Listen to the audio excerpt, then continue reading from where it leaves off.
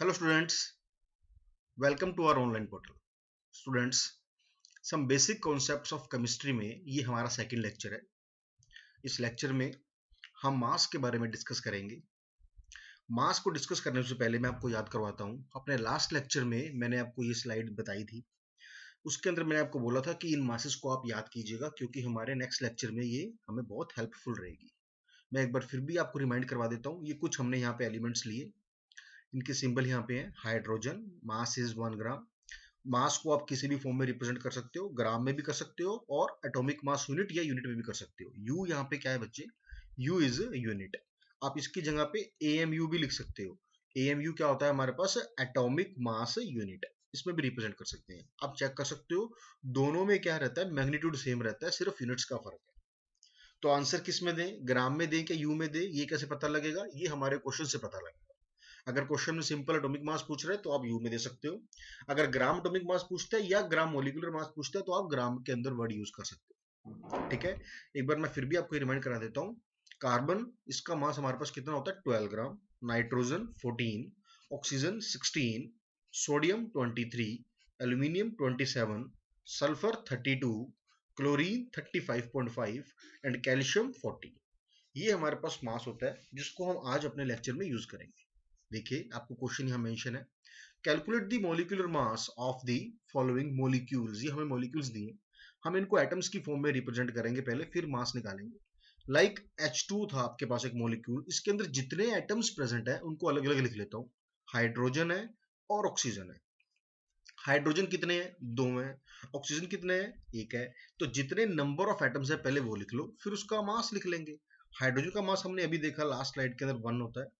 Oxygen mass is 16, then calculate the total mass, 2 into 1 2, 1 into 16 16। तो ये हमारे पास total बन जाएगा 18। अगर ग्राम में रिप्रेजेंट करते हो देन इट इज 18 ग्राम, और अगर एटॉमिक मास यूनिट में रिप्रेजेंट करते हो देन 18 यू। तो वाटर का मोलिकुलर मास हमारे पास कितना बन जाएगा, 18 ग्राम बोल दीजिए या फिर 18 यू बोल दीजिए। दोनों के अंदर आप कुछ भी लिख सकते हैं। Clear students. तो सेकंड हमारे पास इसके अंदर है कार्बन डाइऑक्साइड के लिए। तो बी ऑप्शन चेक कर लेते हैं इसमें हम। CO2 के अंदर एटम्स लिख लीजिए कौन कौन से हैं, कार्बन है, ऑक्सीजन है। कार्बन कितने हैं हमारे पास, 1। ऑक्सीजन कितने हैं, 2। फॉर्मूला को देख के पता लग रहा है। कार्बन का हमारे पास मास कितना है, 12। ऑक्सीजन का हमारे पास मास कितना है, 16। सोल्व करते हैं, 12 एंड 16 इंटू 2 32। तो ये हमारे पास टोटल मास कितना आ जाएगा, 44। तो इसी तरीके से आप कार्बन डाइऑक्साइड का मास बता सकते हो, इट इज 44 ग्राम और 44 AMU। क्लियर। थर्ड हमारे पास बच्चे इसमें है H2SO4। मैं H2SO4 भी आपको यहाँ कैलकुलेट करके दिखाता हूँ।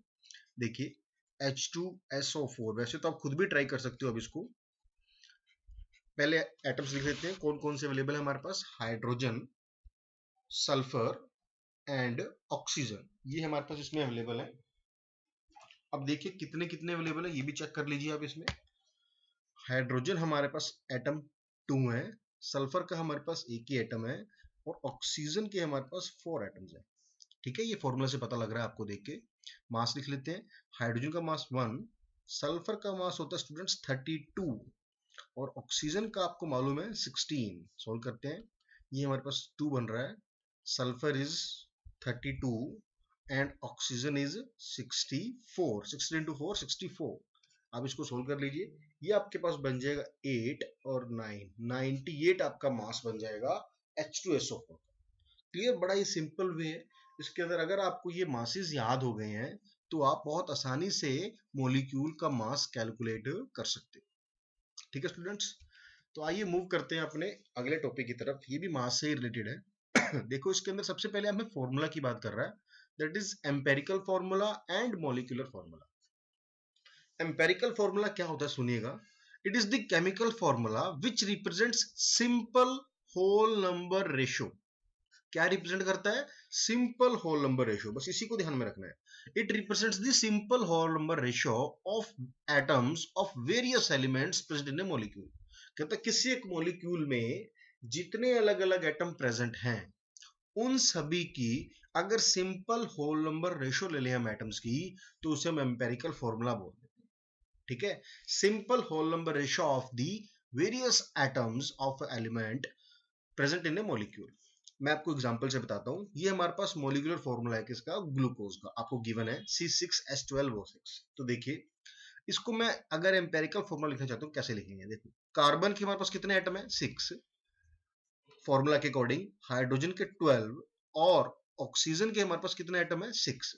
ये जितने भी एटम प्रेजेंट है इनकी आपने सिंपल होल नंबर रेशियो लेनी है। तो देखो ये कैंसिल आउट हो रहे हैं, बिल्कुल 6 कैंसिल आउट होता है। आप इसको सोल्व कर लीजिए, देखो क्या बन जाएगा।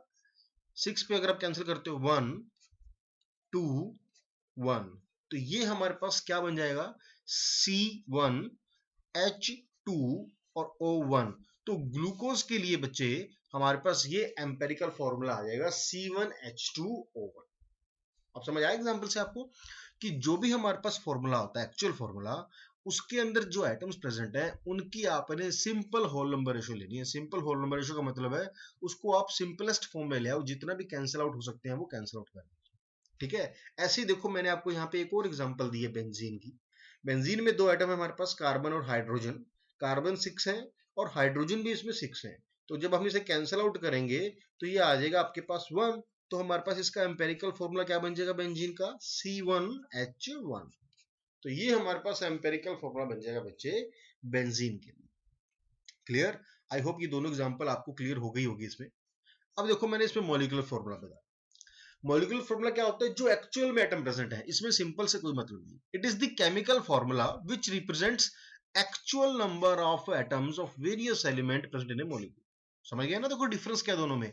यहां हम क्या लिख रहे थे, it is the chemical formula which represents simple whole number ratio. इसमें हम सिंपल होल नंबर रेशियो लेते हैं। इसमें हमने क्या बोला, it is the chemical formula which represent actual number of atoms, जितने एक्चुअल में प्रेजेंट होते हैं वही। लाइक ग्लूकोज का हमारे पास फॉर्मूला क्या होता है C6H12O6। तो ये इसका मॉलिक्यूलर फॉर्मूला ही है, इसको हमने सिंपलेस्ट फॉर्म में कन्वर्ट नहीं करना। जैसे मैंने आपको अभी पीछे बेंजीन की एग्जांपल दी, हम बेंजीन की एग्जांपल दोबारा ले लें।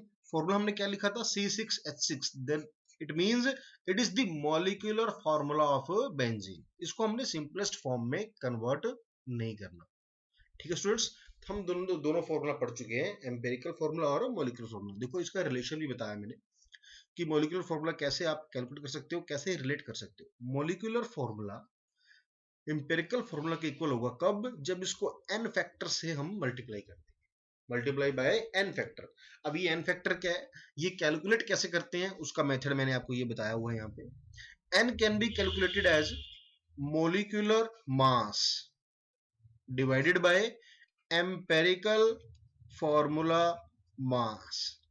जो हमारा मॉलिक्यूलर मास होगा, ठीक है, उसको लिखिए ऊपर और उसको डिवाइड कर दीजिए जो एम्पेरिकल फॉर्मूला है उसके मास से। अगर आप डिवाइड कर दोगे तो जो भी वैल्यू आएगी that will be n factor, और वो n फैक्टर अगर आप एम्पेरिकल फॉर्मूला से मल्टीप्लाई कर देते हो तो मॉलिक्यूलर फॉर्मूला बन जाएगा। ठीक है, मैं एग्जांपल लेके देता हूं आपको, फिर आपको जरा अच्छे से क्लियर होगा। देखिए हमें मालूम है कि आपके पास ग्लूकोज की अगर आप बात करो तो फॉर्मूला क्या रहता है C6H12O6। ठीक है, ये हमारे पास था मॉलिक्यूलर फॉर्मूला।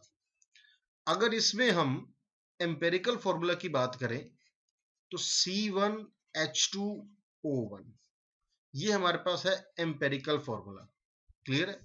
अब हमें एन फैक्टर निकालने के लिए तो मास चाहिए ना, मास निकाल लेते हैं। C6 का मतलब क्या हुआ, देखो मास निकालना हमने सीखा ही आज। तो कार्बन हमारे पास 6 है, एक कार्बन का हमारे पास मास कितना है 12, तो ये आपके पास आ गया कार्बन के लिए। Next is hydrogen. हाइड्रोजन हमारे पास 12 है, मास हमारे पास 1 होता है। ऑक्सीजन हमारे पास 6 है और मास हमारे पास 16 होता है। सोल्व कर लीजिए, 72 12 और 16 इंटू 6 कितना आ जाएगा 96। इसको हम सोल्व कर लेते हैं, 6 + 2 8 + 2 10 और ये 18। तो हमारे पास ग्लूकोज जो है इसका हम मॉलिक्यूलर फॉर्मूला जो है इसका मास आ गया 180। ठीक है, सिमिलरली आप निकाल लीजिए किसके लिए, एम्पेरिकल फॉर्मूला के लिए। इसमें कितना आ जाएगा चेक करो, कार्बन का मास एक ही एटम है तो 12, हाइड्रोजन 2 है तो 2 ही आ जाएगा, ऑक्सीजन 1 है हमारे पास तो 16 आ जाएगा। तो इसको आप सोल्व कीजिए, 6 + 2 8 + 2 10 और ये 3। तो एम्पेरिकल फॉर्मूला आपके पास आ गया 30। ठीक है, अब मैं इसको पुट करता हूं यहाँ पे, मॉलिक्यूलर मास आ रहा है हमारे पास 180 और एम्पेरिकल फॉर्मूला मास आ रहा है हमारे पास 30। इसका मतलब जब दोनों कैंसिल आउट करोगे तो आपके पास m फैक्टर कितना आ रहा है 6।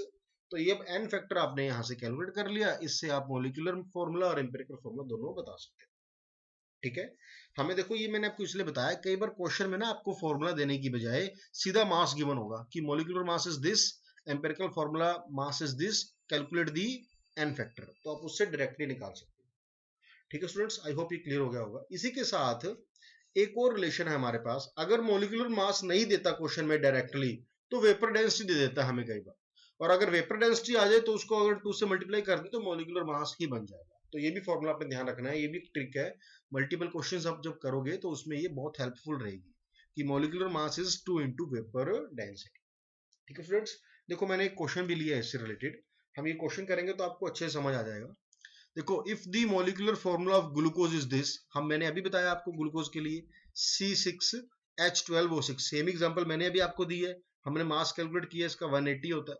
Empirical formula is this C1H2O1, ये भी मैंने अभी आपको एग्जांपल लेके दिया, इसका मास हमने 30 निकाला, कैलकुलेट इट्स n फैक्टर। ठीक है, अभी हमने पढ़ा, ये हमारे पास आ जाएगा 180/30, तो ये आपके पास वैल्यू आ जाएगी 6। ठीक है स्टूडेंट्स, तो ये था बच्चे हमारे पास आज का लेक्चर, जिसमें मैंने आपको सबसे पहले तो मास के बारे में बताया कि मासेस हमारे पास वेरियस एलिमेंट्स के कितने होते हैं। हाँ जी, स्टूडेंट्स को ये डाउट जरूर रहता है इसमें कि हमें मास कितने याद रखने हैं। आपको इसमें फर्स्ट 20 एलिमेंट्स के for the time being, first 20 elements जो है हमारे पास इन दी प्रोडक्ट टेबल, आपने वो याद करने हैं सिर्फ। उसके बाद वाले भी हमें कुछ जरूरत पड़ती है +1 में, पर अभी के लिए आप फर्स्ट 20 जो एलिमेंट्स है उसके आप याद कर सकते हो। पहले जो मैंने आपको ये कॉमन दी है, पहले आप इनके लिए याद कीजिए। ठीक है, जब इनके लिए आपकी याद हो जाए फिर आप फर्स्ट 20 जो है उनके याद कर लेंगे। ठीक है, जब फर्स्ट 20 याद हो जाएंगे फिर मैं आपको नेक्स्ट स्टेप बताऊंगा आपने क्या करना है। तो स्टूडेंट्स, ये हमारा आज का लेक्चर था। पहले हमने ये मास देखा, फिर हमने कुछ एग्जांपल से मॉलिक्यूलर मास कैलकुलेट करना सीखा, फिर आपको मैंने यहाँ पे एम्पेरिकल फॉर्मूला क्या होता है सिंपलेस्ट फॉर्म, और मॉलिक्यूलर फॉर्मूला क्या होता है ये बताया। फिर हमने दोनों का रिलेशन देखा, दोनों में रिलेशन क्या रह सकता है एम्पेरिकल और मॉलिक्यूलर फॉर्मूला में, और साथ में हमने एक एग्जांपल से इसको सोल्व भी करके देखा। ठीक है स्टूडेंट्स, इसको समझिएगा। आपको किसी भी तरह का कोई भी डाउट रहता है, आपके पास मेरे कॉन्टैक्ट नंबर पहुंच चुके हैं, आप मुझे कभी भी कांटेक्ट कर सकते हो, किसी भी तरह का डाउट है मुझसे पूछ सकते हो, टेक्स्ट कर सकते हो, व्हाट्सएप कर सकते हो, कॉल भी कर सकते हो। ओके स्टूडेंट्स, अगर आपको लेक्चर समझ आ जाए तो कमेंट और लाइक करके प्लीज जरूर बताइए। Thank you students, God bless you.